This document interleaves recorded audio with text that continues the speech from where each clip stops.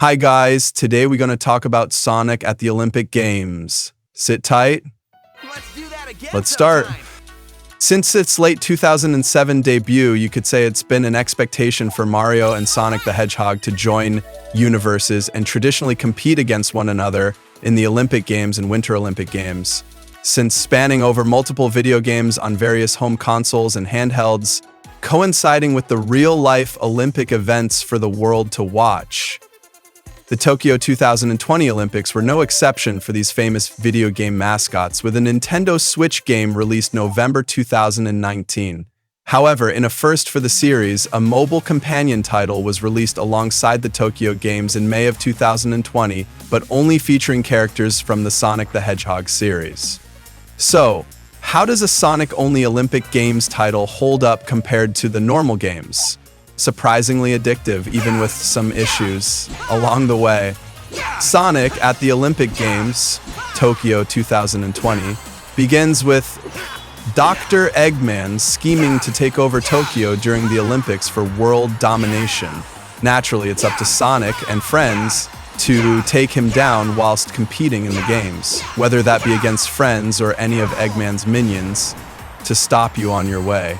The game is spreads across multiple stages in 7 areas, all based on real-life places in Japan, such as Asakusa, Nihonbashi, Yokohama, and more, with various Olympic events to take part in each stage, such as archery, sport climbing, diving, and plenty more to discover.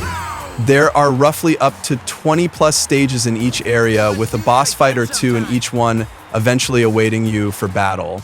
These boss fights are usually tougher than the average stage, so it's best to pay close attention for victory. I did discover that if you are unable to win a boss fight multiple times in a row, you are allowed the option to skip and move on. However, you won't have a gold medal. It's a nice alternative for if you're truly struggling and want to come back later to do, which I appreciate. It doesn't punish the player entirely, and I like that. All stages simply require you to tap or move your finger on the screen for controls, depending on what you are participating in. My favorite stage by far was trampoline. Having to flick my finger in the direction the on-screen arrows prompts you to do for a perfect jump was insanely addictive.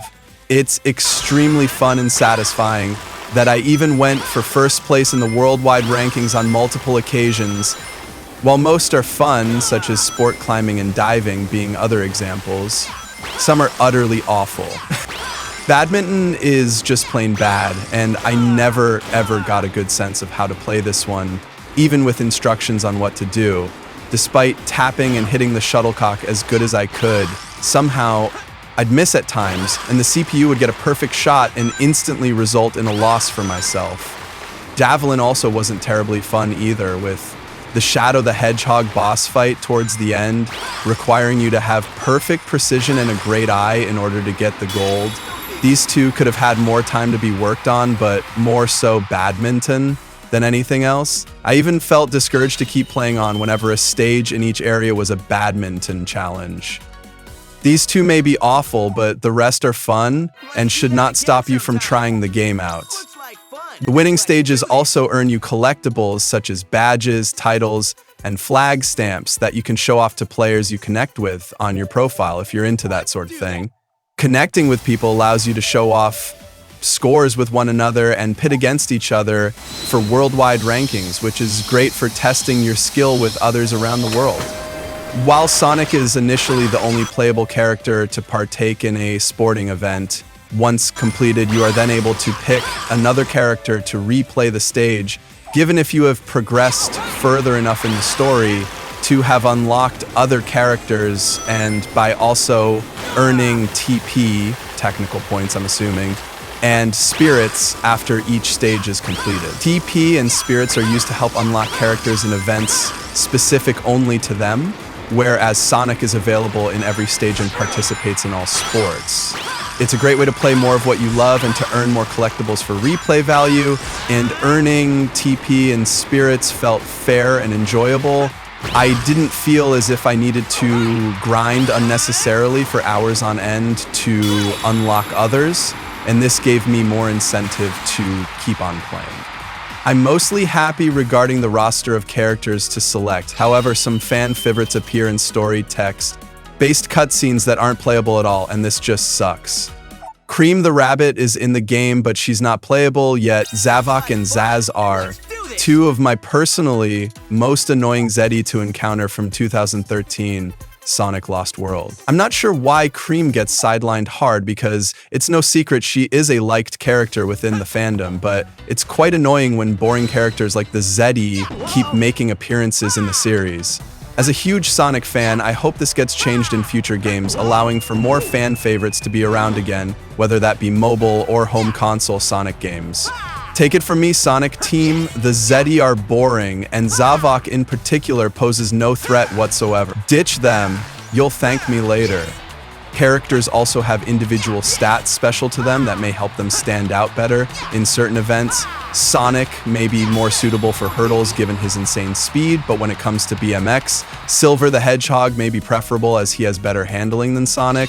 Mix and match with characters to see who feels better in certain events to win your way to the end. I like this as it again gives more replay value, and it is fun to pick other characters aside from just Sonic himself. You can also activate a special attack called SP in stages and help you win and be victorious, such as shooting a straight arrow in archery or successive force to a goal in table tennis. SP accumulates depending on the stage and helps if you're struggling for that gold medal, which I wholeheartedly loved for the harder stages because things do get difficult as you progress. It's noteworthy about Sonic at the Olympic Games, Tokyo 2020, that while this game is a free-to-start download, upon halfway completing the first area, the game requires a pass to be bought with real money in order to continue gameplay. This may seem off-putting at first, but when you realize that at a price of $14.99 Aussie, according to the Australian iTunes App Store, to unlock everything else with zero pop-up ads, very quick and speedy loading times, and no annoying, egregious microtransactions being shoved in your face from time to time. There are microtransactions in this game, but are really not necessary at all. I personally don't think this is too bad a deal. Honestly, if more mobile games had an upfront, reasonable, and I cannot stress that enough, reasonable paywall that did not have these annoying features, I would probably enjoy mobile gaming just that little bit more. I think for what it's worth, in this instance, it is justifiable. As of writing this review, a sale is happening for the in-game shop since its launch, so if you're thinking of giving the game a try, the premium pass is cheaper than normal. For a mobile game, I really enjoyed it and had a fun time for hours on end. The game stages are fun, albeit badminton and javelin's awful gameplay has a friendly user interface to navigate from stage to stage, and an absolutely jammin' soundtrack, full of new tracks, remixes of previous Sonic tunes you'll recognize if you're a hardcore Sonic fan like me. Thank you for watching. The game is fine. Go grab it. Just don't forget to subscribe for more review episodes. Take care.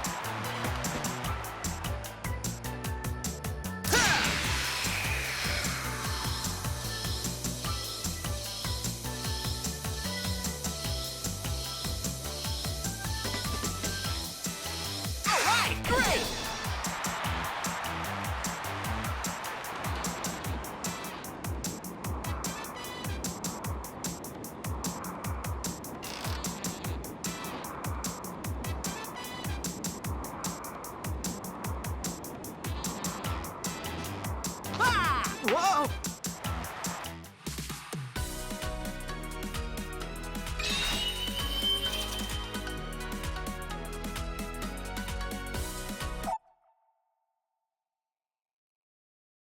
All right!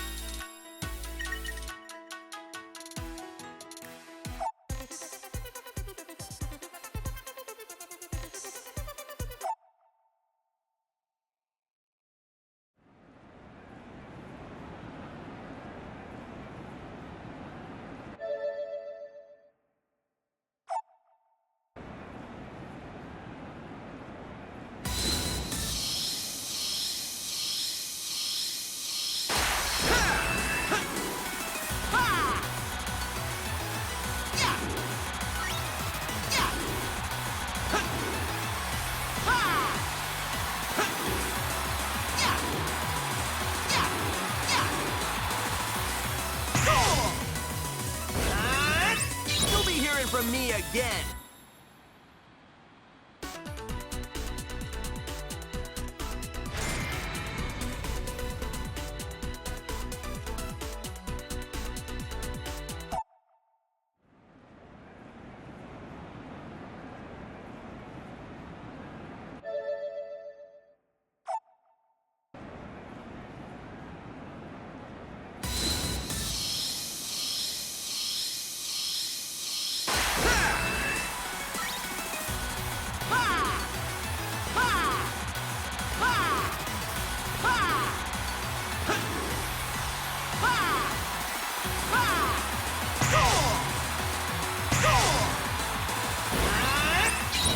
No biggie.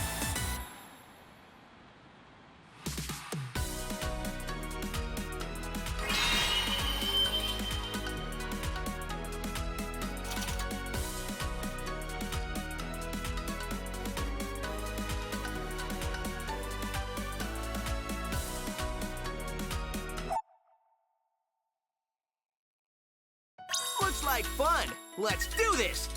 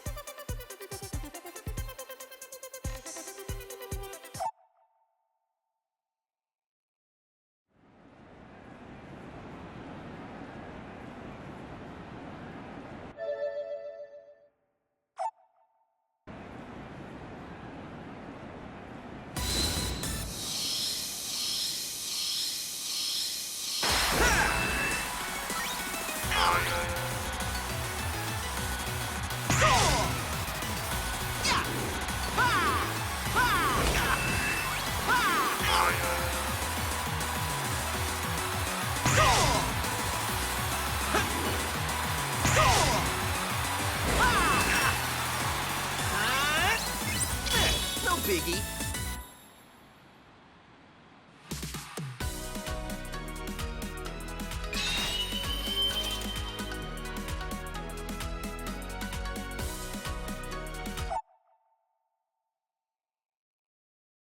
That was almost too easy.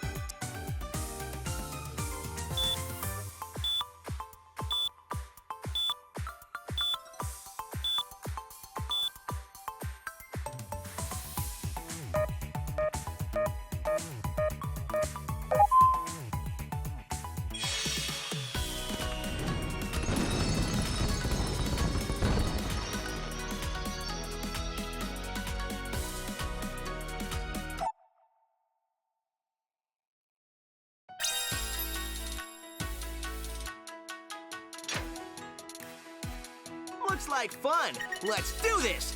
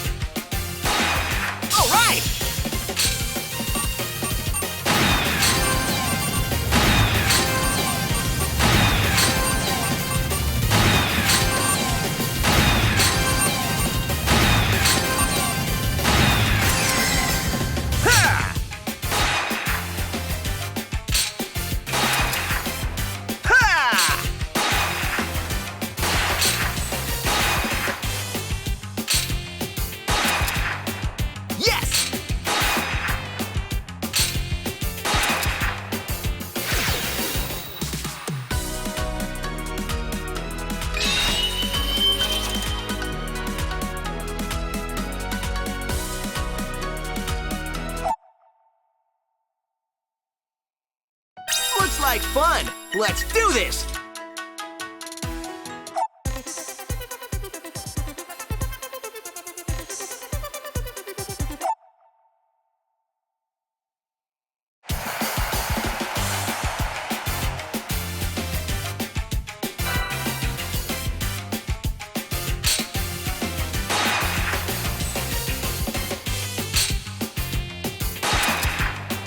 Yes!